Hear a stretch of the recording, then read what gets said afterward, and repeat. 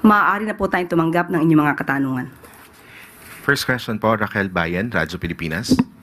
Yes, sir. Good morning po. Doon po sa initial na pagbiyahe ng MV Mamalakaya, ilang mangingisda po kaya yung napagbilhan natin and how much po kaya yung naging buying price natin doon sa mga isda? Opo, ayon po sa ulat po ni Commodore Triella, meron pong nabiyayaan o nabinipisyohan po ng 120 fishermen. At 11 na fishing vessels po ang nabinipisyohan ng Kadiwa program, ang KBBM. 20.3 tons of fish ang nabili at diretsa po itong naibagsak sa fishport po. At yun po, at ito po ay magtutuloy-tuloy hanggat marami silang nakikita at namomonitor ng mga fishing vessels na maaari nangingisda at hanggang 2028 po ito ay ipapatupad.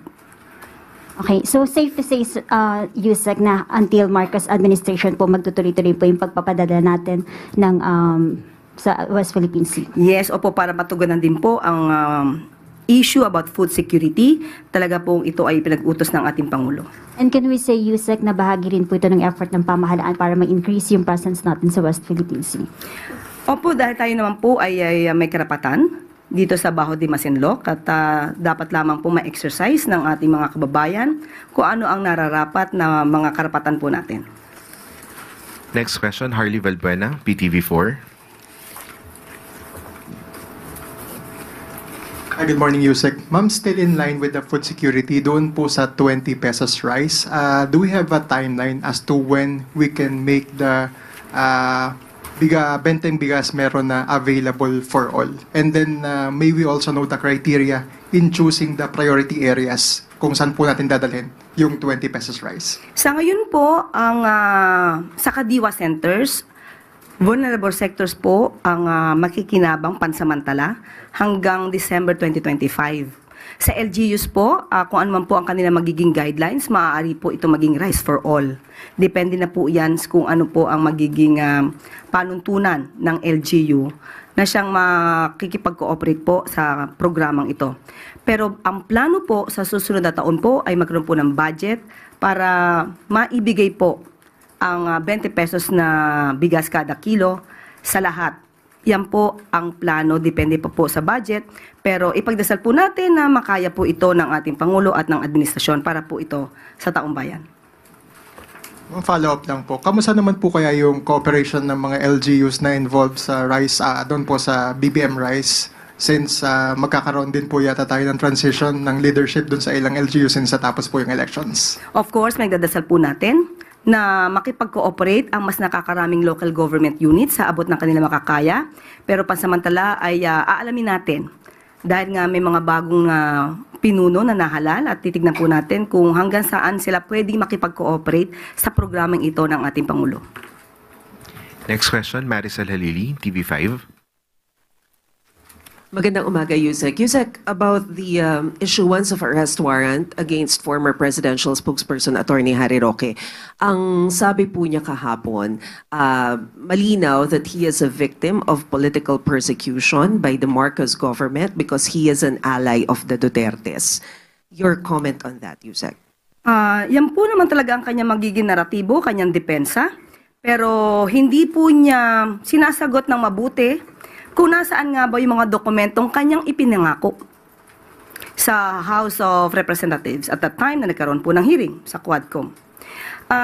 Hindi po niya natutugunan yon at kung ano man yung mga sinasabing di umanong hidden wealth niya ay hindi pa rin niya po natutugunan. So paano po kayo magkakaroon ng political persecution?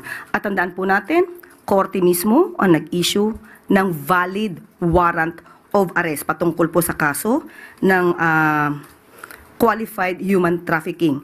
At hindi lamang po yan. Meron po tayong nabalitaan na meron din pong pending case for alleged land grabbing sa Bataan. At ito po ay di umano'y nakapending sa Ombudsman since 2023. So siguro dapat din po natin malaman ang detalye dito at ang katotohanan tungkol sa akusasyon ng mga 77 farmers patungkol sa di umanong land grabbing na ginawa ni Atty. Harry Roque. Ma'am, ano po yung magiging action on the part of government? Is it possible to coordinate with the Interpol para mapabalik sa bansa si former presidential spokesperson? Sa ating pagkakatanda, yan din po ang sinabi ni Yusek Nikki T ng DOJ, maaari po sila makipag-cooperate at makipag-coordinate sa Interpol patungkol po dito. So abangan na lang po natin kung ano man po ang magiging aksyon ng pamahalaan sa pamamagitan po ng DOJ. Pero may sinasabi po kasi si Attorney Roque na sa ngayon, hindi daw pwedeng maipa-deport siya pabalik dito sa Pilipinas dahil ayon daw sa international law, meron pa kasi siyang petition for asylum. So, kumbaga, nakapending pa doon. Of course, meron pong ganyan na sinasabi patungkol sa karapatan na wag muna siyang dalhin sa bansa kung saan may kaso.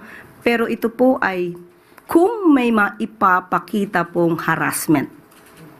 Kung wala po siya mapapakitang harassment mula sa gobyerno at maipapatunayan na ang mga kasong ito ay legal na nasampa at may mga basihan para siya ay ma-issuehan ng warrant of arrest, hindi po tayo maniniwala na hindi siya maaaring dalhin sa Pilipinas. Thank you, Yusek.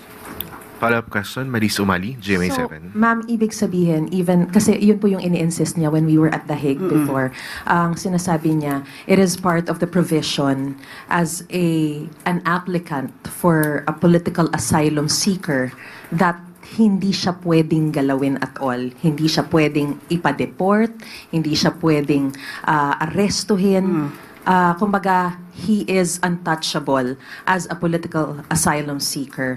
So, ano ang magiging basehan kung sakasakali nung sinasabi po ni attorney na they will work hand in hand with the government in order to siguro serve the arrest? Siya po ang nagsampa ng kanyang petition for asylum. So dapat po para hindi po siya maaresto since may valid warrant of arrest na inisyu ang ating bansa, siya po ang dapat magpatunay na ang pagkuha sa kanya, gamit man ang Interpol or kooperasyon sa Interpol, siya magpatunay ang pagdala dito sa Pilipinas ay because of mere harassment. So may condition po yun. Hindi po yun statement na hindi ka pwedeng hulihin, basta-basta, kung meron naman pong valid warrant of arrest at may kaso siyang dapat kaharapin, hindi po siya dapat magtago sa kanyang petition for asylum. Thank you, ma'am. Next question, Tristan Nadalo, Newswatch. Morning, Yusek. Ma'am, baka gusto lang pong i-clarify ng Malacanang kung totoo or hindi po ito. Kasi may mga lumabas po sa social media yesterday. Ang sinasabi po ay yung latest message daw po ni Pangulong Marcos ay ayaw niya ng impeachment ni VP Sara at inutusan ng gabinete na atupagin ang serbisyo. Can Malacanang verify kung totoo po itong lumabas na mga mensaheng ganito? Ang mabe-verify ko po sa inyo, totoo pong pinag-utos ng Pangulo na dapat asakusuhin po namin ang trabaho. Dapat madaliin po ang pag-i-implement ng mga proyekto na nais niya para sa taong bayan. Pero pagdating po sa impeachment, yan po ay nasa kamay na po ng Senado, nasa kamay na rin po ito ng mga prosecutors. So hayaan na lang po natin yung prosesong dumaloy ng normal. Thank you po. On another topic lang po, yung si Senator Bato de la Rosa, medyo nag-react po siya doon sa yung pag-welcome ng pala sa legitimate opposition, pero parang lalabanan yung mga obstructionists. Ang sabi po ni Senator de la Rosa sa interview po namin ay yung hindi raw po haharang yung Duterte block sa mga programa at batas. Pero sana raw po, sabi niya, kung gusto nila ng magandang samahan, magandang cooperation, do not start with warning or threatening the senators. With all due respect to Senator Bato de la Rosa, bato-bato sa langit, ang tamaan ay huwag magalit. Unang-una po, wala tayong pinangangalanan kung sino man. Ito po ay pangkalahatan. Ang nais po natin sa taong bayan ay huwag maging obstructionist para magtuloy-tuloy po ang mga gandang proyekto at programa ng Pangulo at ng administrasyon. Wala po tayong tinireten. Wala po tayong tinireten na senador.